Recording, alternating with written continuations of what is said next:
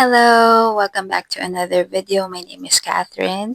So, for today, I have thought of sharing this topic because I feel like, actually, I'll be the reason why I made this channel is because I feel like this is also kind of like my therapy. The way I'm sorry, I'll be trauma dumping on you guys, but I feel like when we do that, we somehow heal ourselves one way or another. And so, because in my personal experience, I have encountered like YouTubers, small YouTubers, big YouTubers, who I feel have helped me with the things that I've also been going through. Sometimes we can be with other people around us, or we can be hanging out, or we can be spending time with people around us, but we can still feel alone, like al- like not physically alone, but probably emotionally, spiritually, or mentally alone, because we feel like we don't get under, or we're not being understood, or like the people around us can't relate to us, basically, because they haven't experienced those kinds of situations and experiences the same way that we did or we do. And so, yeah, I thought of that's one of the reasons why I actually I thought of also um, like starting my new YouTube channel. Actually, I already had before. I had a very, very small YouTube channel. It's mostly vlogs. However, I felt like since I'm starting over, it's best to also start all over, even in the YouTube world. So yeah, so I'm basically starting from scratch with this YouTube channel, and yeah, I'm taking it as a challenge. And yeah, so anyway, going back, I'm sorry, I'm sorry for the long intro, but for today, I thought of sharing about how to deal with injustice, or how I personally dealt with injustice. I thought of sharing this because I feel like it could be relatable, and I'm hoping that it could be helpful somehow, or like the insights that I've learned, personal realizations that I've learned, and how I was able to deal with them, or how I was able to get past through those moments of injustices. So yeah, so I'll be starting off with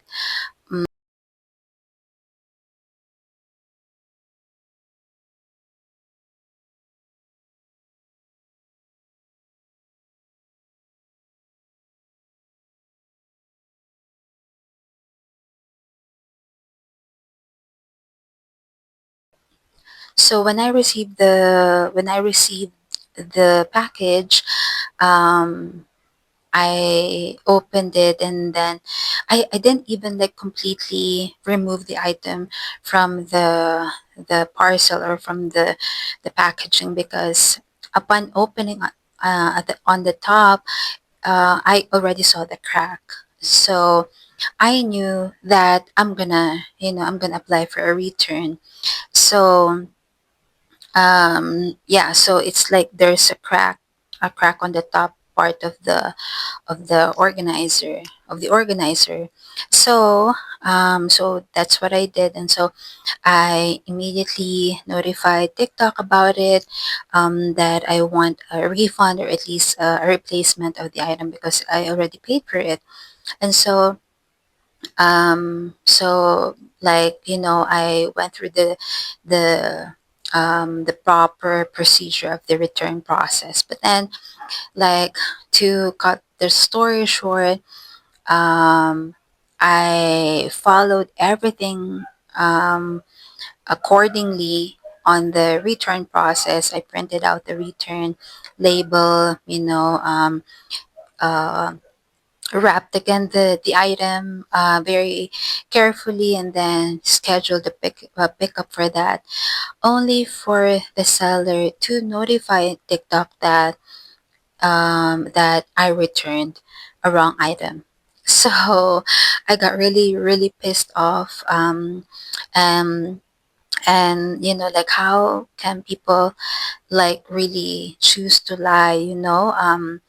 And then so I complained about it.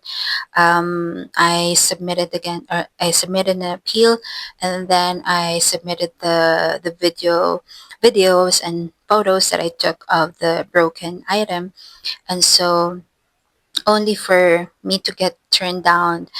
Yeah, so because the seller is like kind of like a big company, and I don't know, the TikTok didn't believe that it's like, it didn't believe my side, basically didn't take my side, and so the seller got my money, and they got the broken item. So I didn't get anything. I didn't get a refund. I didn't get a replacement. So it's basically like, like they just got my money, basically. And so that was, I really felt very like upset, disappointed. So that can be, like, that can be categorized, or that can be classified as an injustice, because it's not just what had happened to me, basically. So yeah, so that's why I thought of making a video about it, because I know that it's not just me who has been experiencing, or who has experienced in different forms, in different gravity, regarding dealing with injustice, or dealing with, getting scammed, or, like those sorts of things. And so, yeah, so I thought of like compiling the situations, or circumstances that I could say could fall on, like, injustice in my life. So going back, during my elementary years, um, I during my sixth grade, or grade six, here in the Philippines we call it grade six, during my time.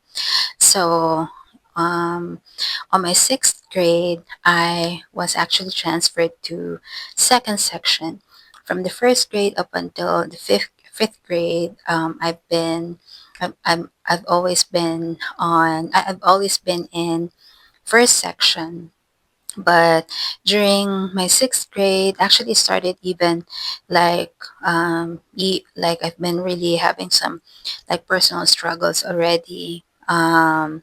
Because we were having some family matters. I'm the eldest um, in um our family, and so there were some changes, or there were some situations that were happening in the family that I didn't know during that time how to cope. I guess I wasn't coping well, and I couldn't even really like understood. I couldn't understand what's going on in me. I would be absent. This was on my fifth grade, and so basically, my grades went down. That they couldn't really consider me for the first section. Go For the first section, when it's already my time to go on my sixth grade. So there were things that were happening in our family, personal stuff that I was, dealing with. I didn't really fully understand what's happening, so I wasn't really coping very well, and so my grades got really affected. My attendance got really affected. I'm the eldest in the family, and so now I kind of knew, but during those times, I didn't. Um, And so yeah, so basically it reflected on my grades, it reflected on my attendance, and even probably my attitude. And so yeah, so come sixth grade, I wasn't qualified anymore to be in the first section, so they put me in second section. So I was actually graduating, and I know that's very like that's hugely disappointing to my parents, because that's my graduating year before I went to high school. So I went to the second section. So from first grade up until the fifth grade, I basically like knew my classmates were like almost always the same. Um, Pupils or students that were together in the class, but then it was a completely different thing when I entered sixth grade, because um, I was enrolled, or I basically they put me in a second section. So it was a completely different experience, different people. Didn't really know. I know them by face, but I didn't have my friends, my old friends, and so anyway. So what happened was, because I came from the first section, I didn't really like it, or I didn't really expect it, but the class voted me to become the class president. And it was kind of like almost unanimous thing. So I got voted. I got elected. I got voted as the class president, but I'm not really into those things. I wasn't really into those things. Like even up to now, I'm not really into those things. But yeah, my classmates thought that it would be. I guess that they thought that it would be appropriate, to elect me as a class president. So I wasn't like elected when I was in. I didn't really. I was really very shy, really really very shy as a child, as a kid. So I became the class president for a very short period of time, because because I didn't really, I didn't really like, I didn't really want to become the class president, or like I didn't really want to become an officer, because all I wanted was like to just basically finish school, like finish my study, and I couldn't wait to be high school basically. So so yeah, I went through it, but then what happened was, so I'm not sure if my classmates, my classmate from my previous school would be able to, would somehow, I don't know if my video would end up in one of my classmates, one of my schoolmates, or one of my schoolmates YouTube algorithm. I'm hoping not. So anyway, yeah, so what happened was, I got so I got elected, but then again, it was a very short period of time, because um something happened to me, that or some things were happening that I realized was related to me being elected as the class president. So um weeks later, after the election, so my books, were missing, started to get missing, and everything. And so our books, we had bookshelves there. There were books that we leave at school, and then there were some books, when we had our homework, we would bring them home. But then we had our bookshelves basically, and so I started to notice that some of my books started to get missing. And so during those times, it was very very crucial to have your books complete, because we have this what we call clearance signature. We have to get signature from our teachers, and you have to show the books and such, and so you won't be able to graduate without those things. And um, so I think like a few of my books were missing, and so I got really really worried. And then somebody told me who was doing it. So yeah, but to me it was a serious thing. So anyway, so I was told that it was the former class president who was asking someone, like some accomplices, to do that because, yeah, so because apparently the class president was the class president because class president or the former class president was the class president from the first grade up until the fifth grade. And so it's kind of like, like when I got in at section two, that I basically was ruining, like the streak, basically. And so, um, yeah, so I discussed it with my advisor, and then we had a talk with the what I call that with the assistant principal at that time. I remember um, I talked to my advisor at the time. I told her that I'm giving up my position. So I don't know. Maybe I really understood because I didn't really want it that much, the position, and I didn't care as much, and I probably kind of somehow felt sorry, I guess, for the former class president. And so I said, like, I didn't want to go through all of the like bullying anymore. I just just wanted to go to school, get my schoolwork done. That's it. Um, and so the advisor, our advisor, was kind of like, "Are you sure? Are you really sure this and that?" And so I felt like they could understand me and they could understand that person. So I wasn't really expecting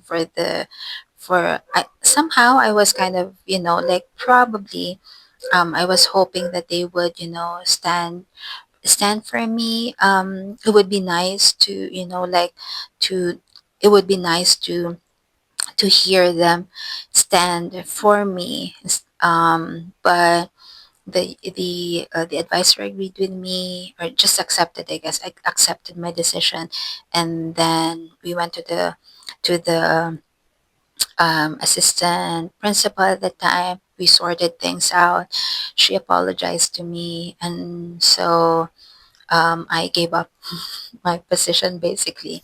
So I felt like I think that's one of the um, unjust things that to this day I can still remember. But I could laugh about it, but it's just like life really has taught me that even at an early age that there are people who would really like do, extreme things for power, like, or maybe, I don't know, like, yeah, so maybe that really meant a lot to her, obviously, or maybe her parents would want her. I don't really know, but yeah, so, but growing up, it felt really, like to be bullied like that didn't really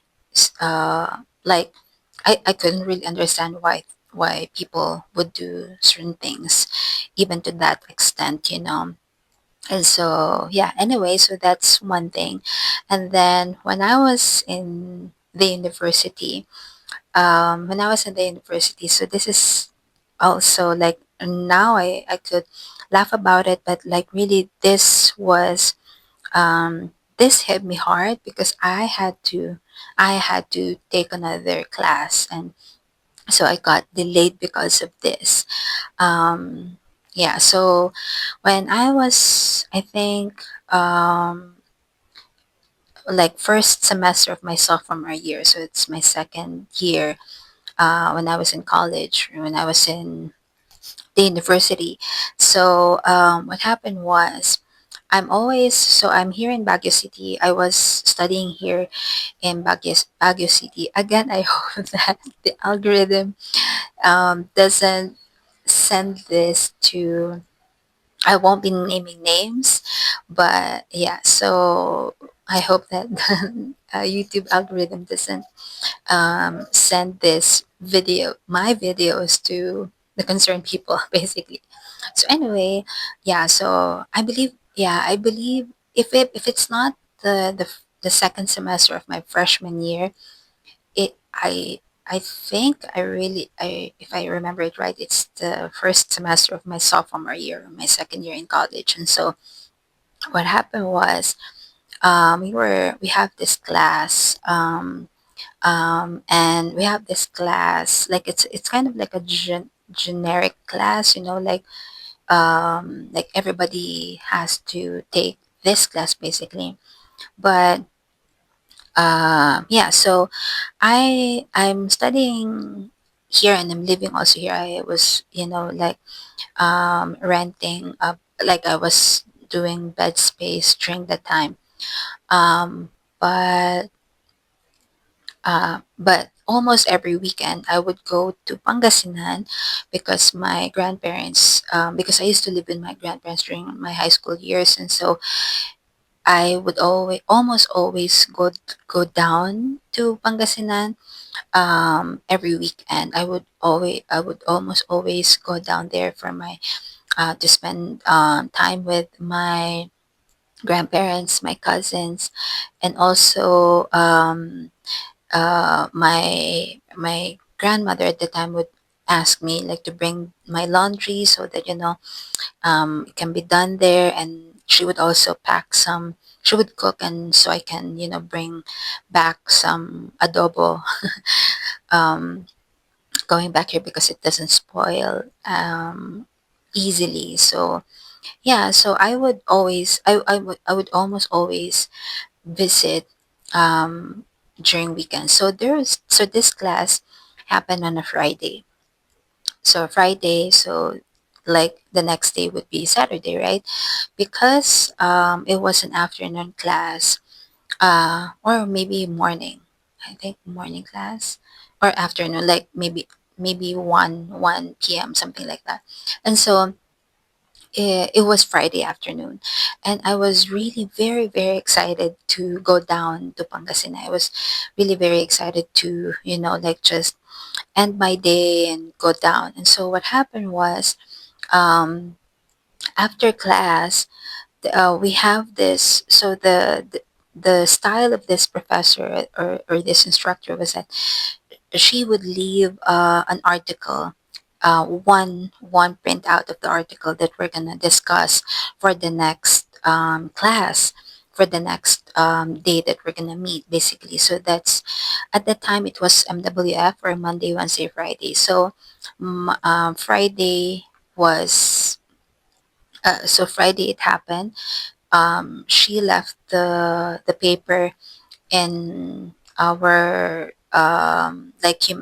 like a department in one department there, so with the assistant over there. So the style of the instructor, the professor, is that she would only leave one printout for that, and then whoever gets it has to go to the department's assistant, and then photocopy it and then bring it back. So that's how it was. So I got it. I photocopied my copy, and then so I was so excited to go down. And so when I went back to the assistant, or to our department's assistant, she wasn't there. There was no one there. And so it's got so when we would get the copy, she would get something as a collateral, like for example, like a collateral thing, like for example, an ID or a library card or something like that. So at the time, I left my library card, and so I got the paper from the instructor. So I got it. I left my library card. I photocopied my copy. I was gonna give it back, and I gave it back. But then the assistant wasn't there. Like the very person wasn't there. I think she went on a break, or she went on like she went to the washroom, something like that. So what happened was, I returned the paper. I returned the the paper, the original paper. I could remember it's 2 pages. So I returned it, and then I told the person there in the department that I'm just gonna get my library card when I get back, because it doesn't really matter. It didn't matter to me. I didn't really think of the consequences of that. So because I was so excited to go down to my grandparents' house, I was really very excited to travel already. So I said, okay. So I returned the paper.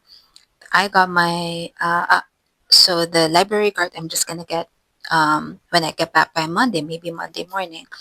So come Monday.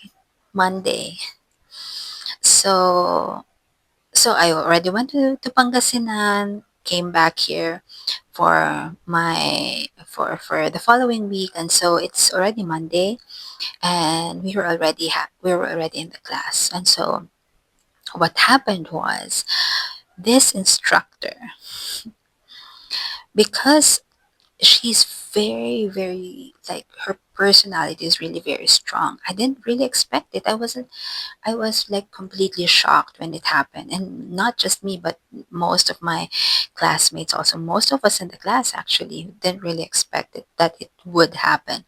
So what happened was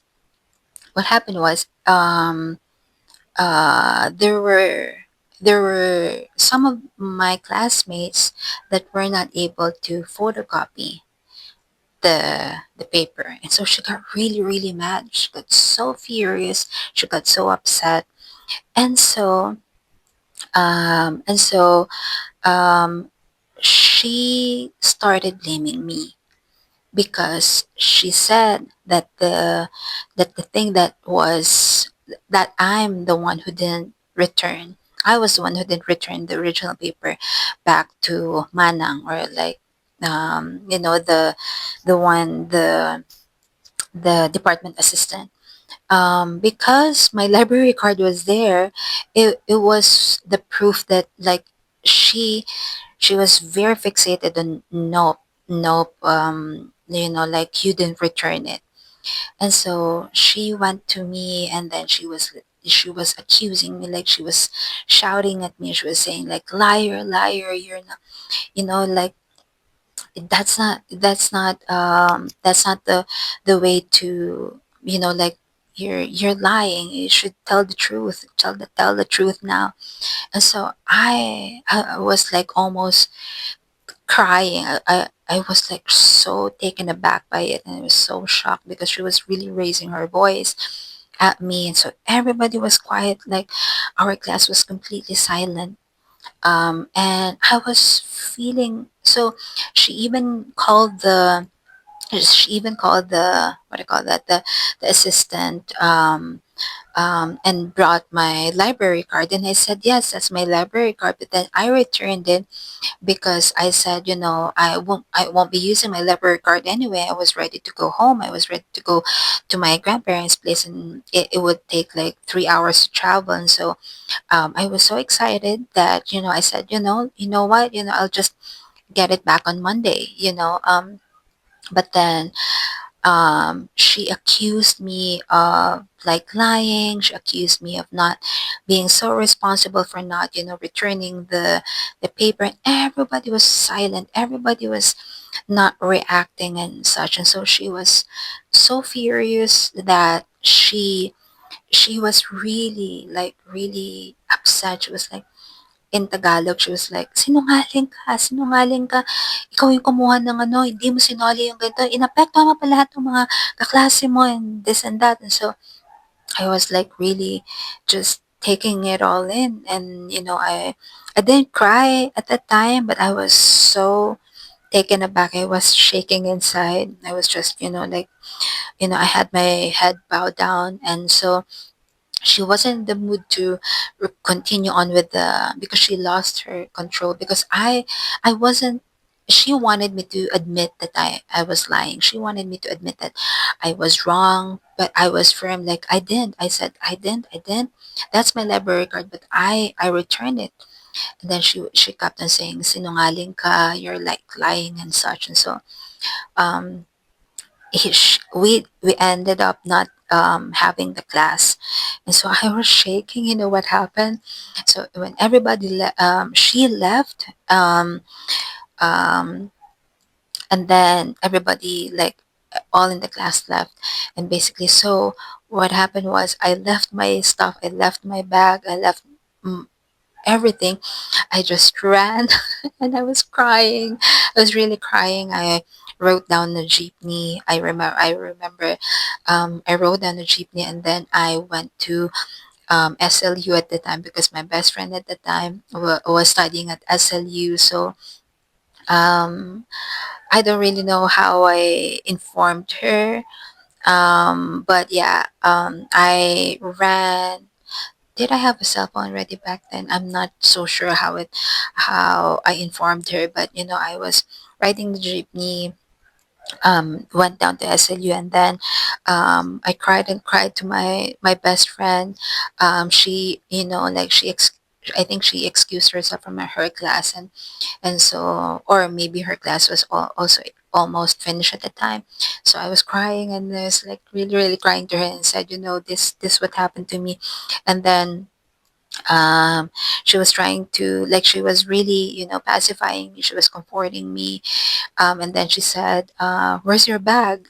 And then I realized, oh, I said, oh, I left it. And so immediately we went back to my university. And so she went with me.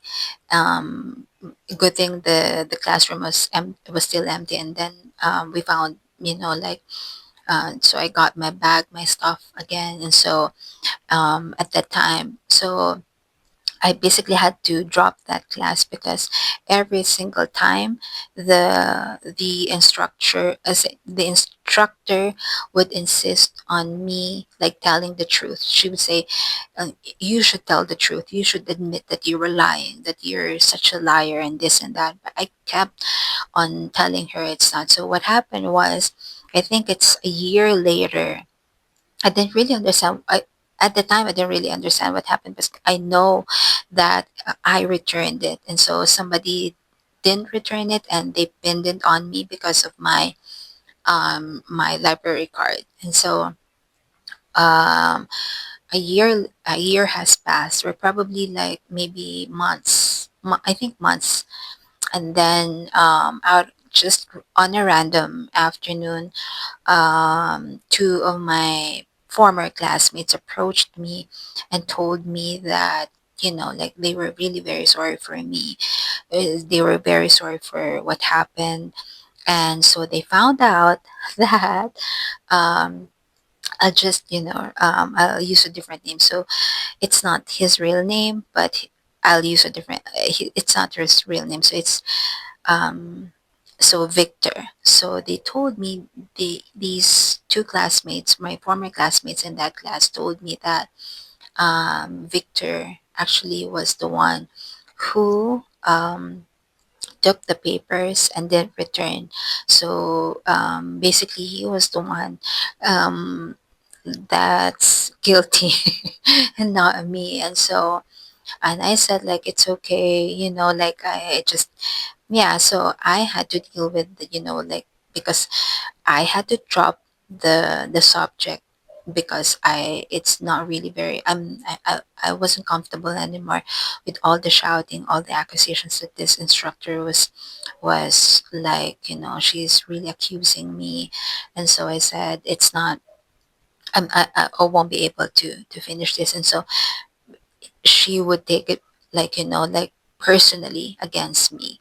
So yeah, and it was a blessing in disguise, because the class that I took was really, the instructor was really very nice.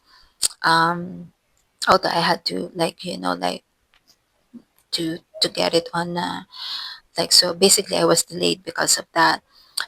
Yeah, so that's one very memorable injustice that that happened to me, that I had to deal with it.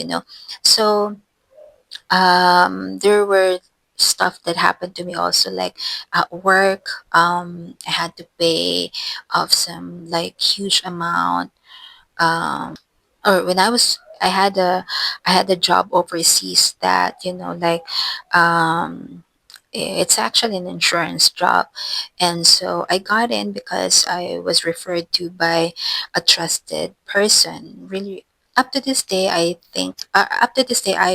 know that this person who referred us to that insurance, because she's been with this insurance company for so long.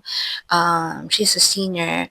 I know even to this day that she has no ill intention towards me and my best friend, towards us when we got in. But there were, like, I, I guess she didn't she didn't really disclose everything that I had to know. And also because my mistake at the time was I didn't read the fine lines. But I still strongly feel that it's, some sort of, or that's actually an injustice that happened to me. So what really happened was, um, uh, I was offered a position at an insurance company, and then so I thought that there's a basic salary. And so I thought there's a base salary, or like a fixed salary, and then on top of that,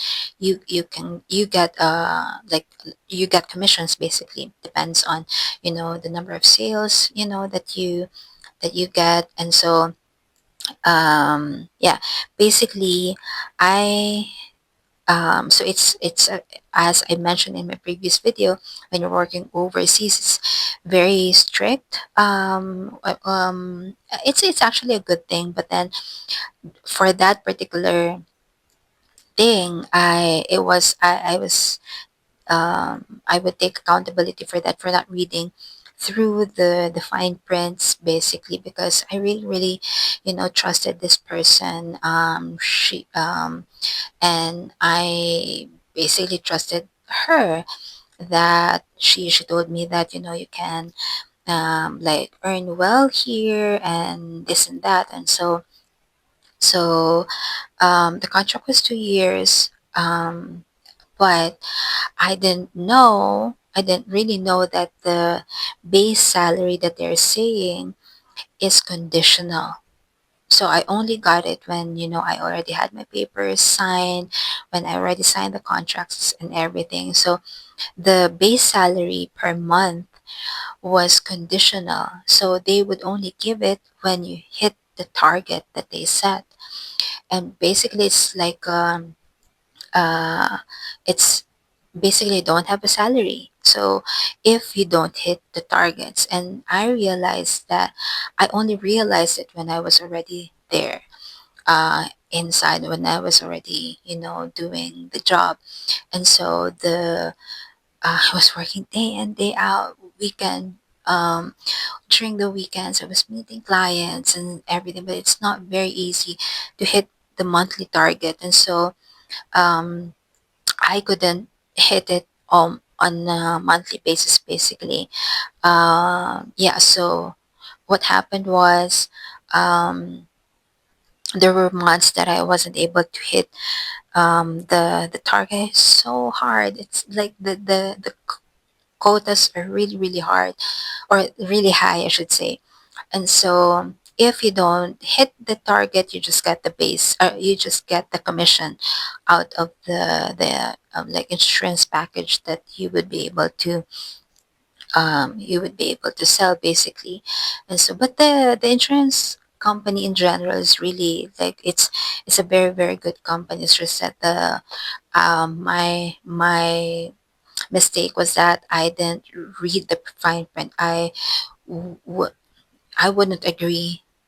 I wouldn't really sign for the employment contract, had I known that there's no fixed basic salary every month. Because basically you have to pay rent, you have to buy food, you have to spend for transportation going to work, there are monthly expenses.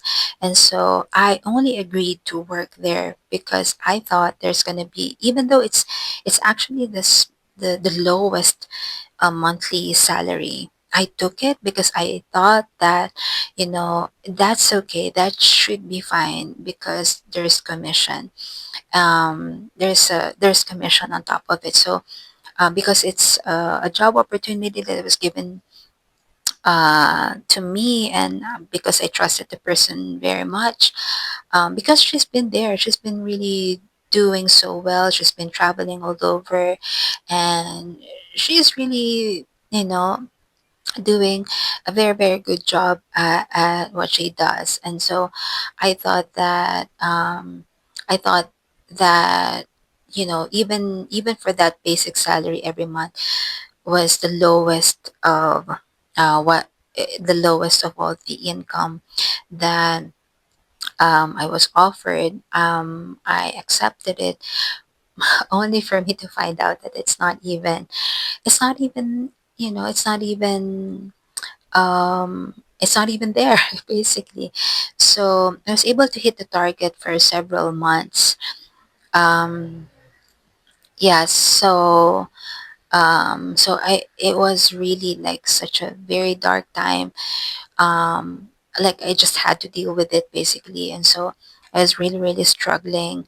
And then out of like some months before my first year there in that company, I was reached out by a former CEO of or like yeah a former CEO of our former company that I worked for previously. And he offered me a job, and it was like kind of like a blessing from heaven. And so I was very thankful.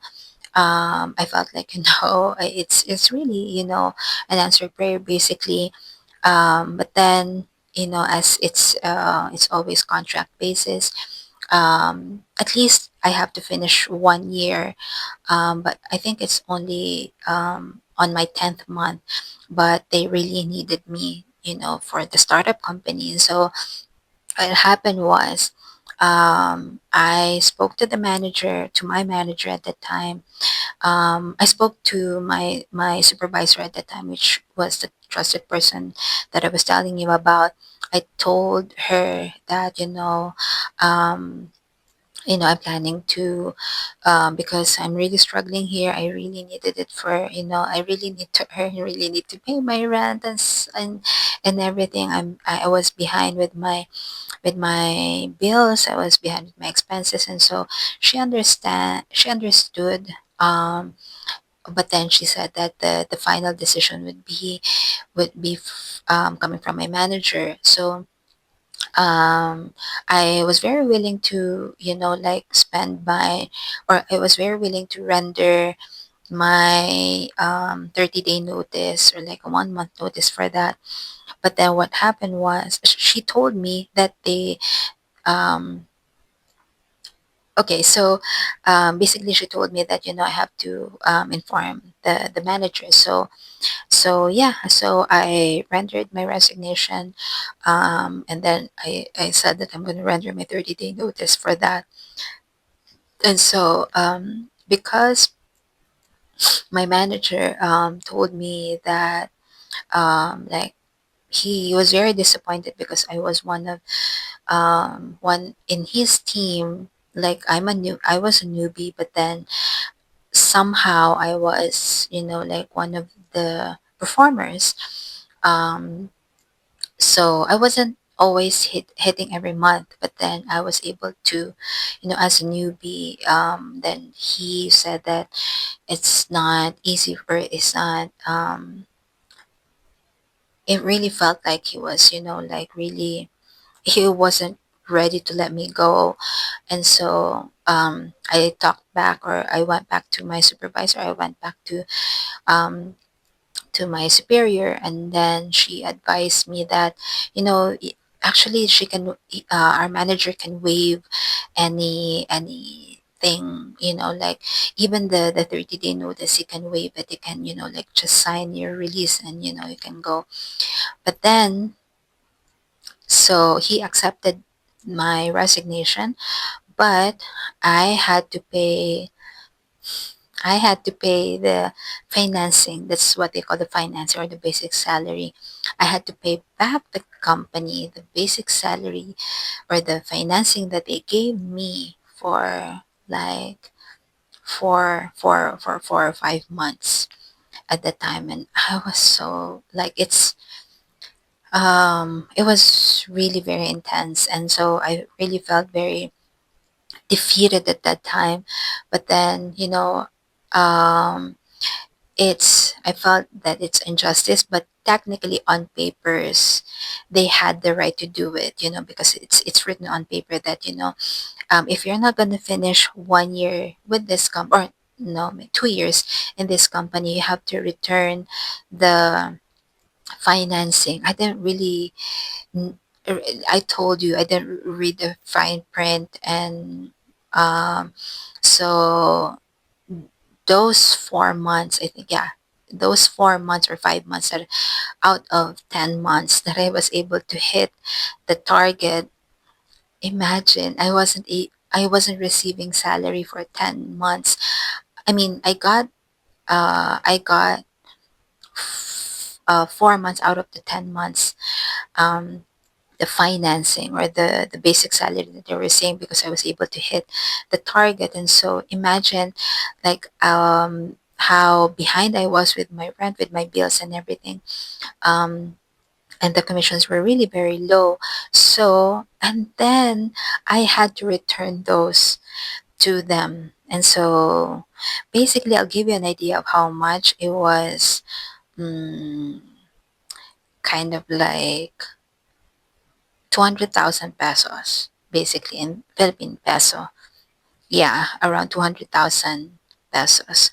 So I had to pay them back for them to release me. So I made a way. I talked with my at that time my brother helped me to apply for like loan or something, just to get those amount, just so they can release me, because I couldn't take it anymore. I couldn't like work without salary, without basic salary anymore. And then there was this opportunity that was presented to me. um I wasn't really looking for it, but it came. It was a good, very, very good opportunity. And so it was kind of like a unanimous decision of everybody to just, like get the loan, pay, or like, borrow some money, so we can pay this insurance company back what I owed them. It was tough. And then on top of that, I had to still render my 30-day notice with them. And so basically, it was like I ended it like it was a graceful exit on my part. I'm still, in touch with the managers. I just, even though I felt like it's a strong injustice, I didn't just, really want to end it on a bad note, basically. So I just went through it. I went through it, dealt with it, and so yeah. So then so that but that's one thing that I experienced at work. There was also like with another company overseas, another job overseas that I had. I wasn't getting my day off because there was some kind of, like, I don't know, because they would ask me and I would, like, maybe because they thought that I'm always nice, like they would ask me like, hey, can you come on your off day? And then during that time I would only have like one off day per week. And so because I was starting, I would say, okay, I don't mind. And so it started happening quite frequently. And then, or there would be times when there was a time when I observed that um, they used it wasn't just me and my other my other colleague that was also quite extra nice. So, and I think, nationality plays a role, because I'm Filipino, and it's like he's from Pakistan, and so, but we were able to develop a good friendship, um, and then so eventually we talked about it, and yeah, so so we noticed that they would what I call that they would do some site visits on our off day. It would fall on our off day, but they wouldn't do that with other people basically. So they would do it during the times that they're working, and so our coworkers would still have their off days, but then they would schedule some site visits on our off days basically. So yeah, there were some injustices, and then yeah, so those were like injustices can happen on a personal level, like betrayals on friendships, betrayal professionally, betrayals on romantic relationships. Scam is like, like you're being told of something and then deliver something else. And so scamming or getting scammed is a form of, injustice, being mistreated. I feel like falls on injustice, but at the end of the day, so basically, um, what I just want to share with you is that this is my personal take, or my personal view. It's really infuriating, to say the least. To be um, to be on the side where like you're mistreated or you're being taken advantage of, because sometimes, like it's very sad that, like if you're too kind, too nice, people think that you're dumb. People think that you're dumb to just take everything in, and it's sad because, you know even up to this day I'm still learning that, it's not, and life has kept on bringing me back to learn those things that I should be learning, that I should have stronger boundaries. I should be wiser, in terms of dealing with others. I should trust people less, I guess. That not everybody has their best intentions towards you. Not everybody has the same way of thinking, has the same heart. I'm not saying I'm perfect. I'm not, not at all, but at least I know that I don't intend harm on other people. I don't. go out of my way just to hurt another person, or just to get what I want, basically. I know that I have my shortcomings. I have um I'm not perfect. I'm very flawed, as well, and I have my limitations too. But all I know is that I don't intend, I don't have that intention to really hurt other people, harm other people, cause other people harm. I don't find joy in, in seeing other people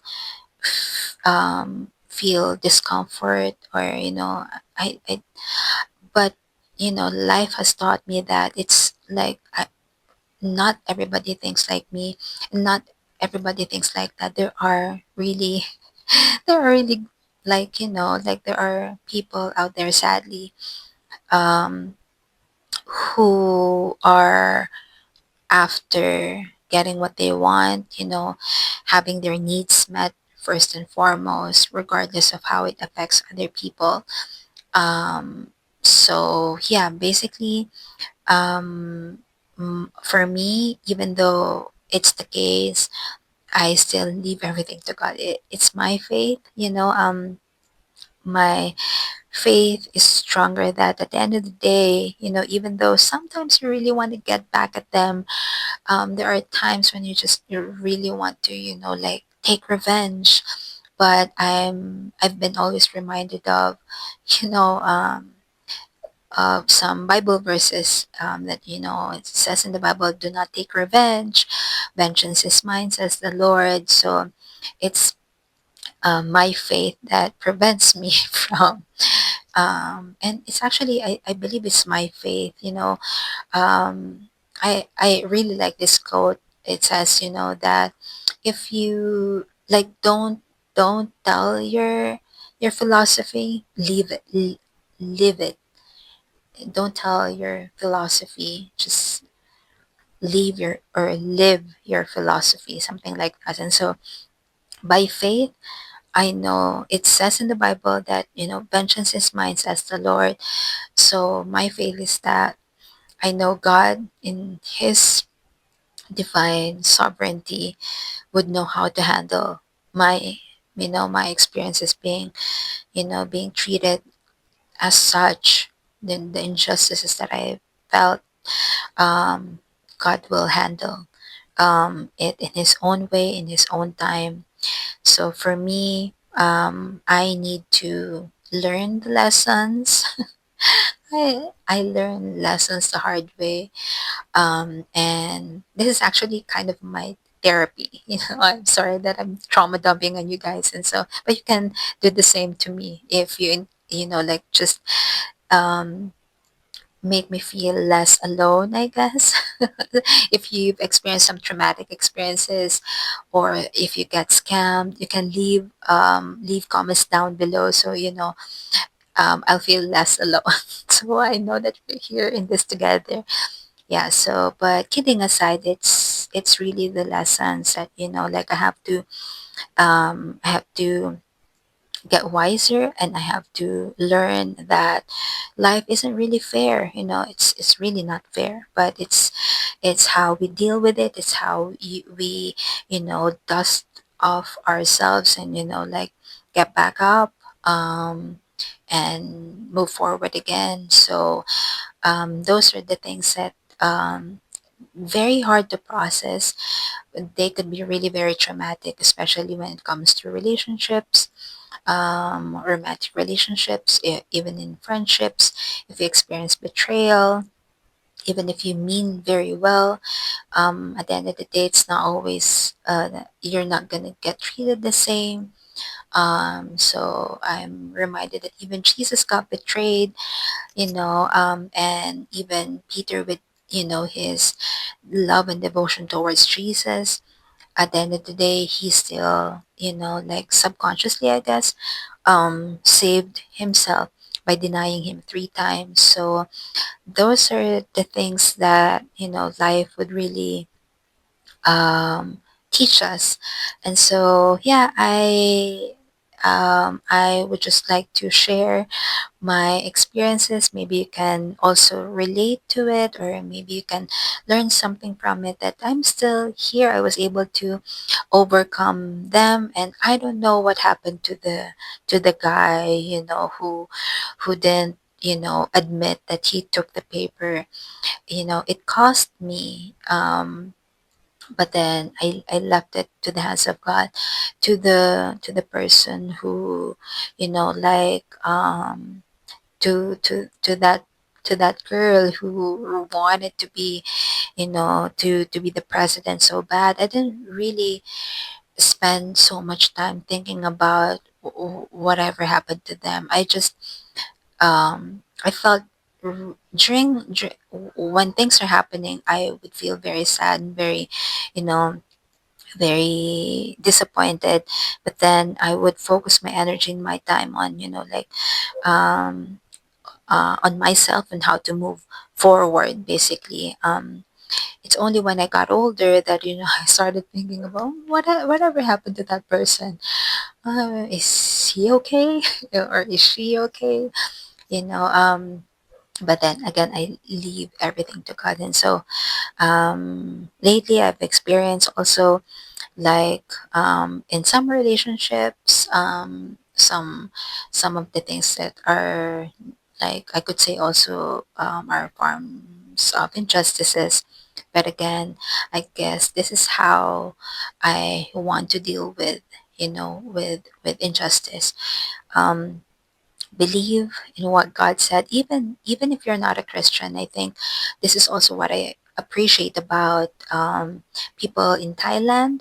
They believe in Buddhism, but I'm a Christian. I believe in the Bible. I believe in Jesus Christ, and so, I believe in the Bible verses.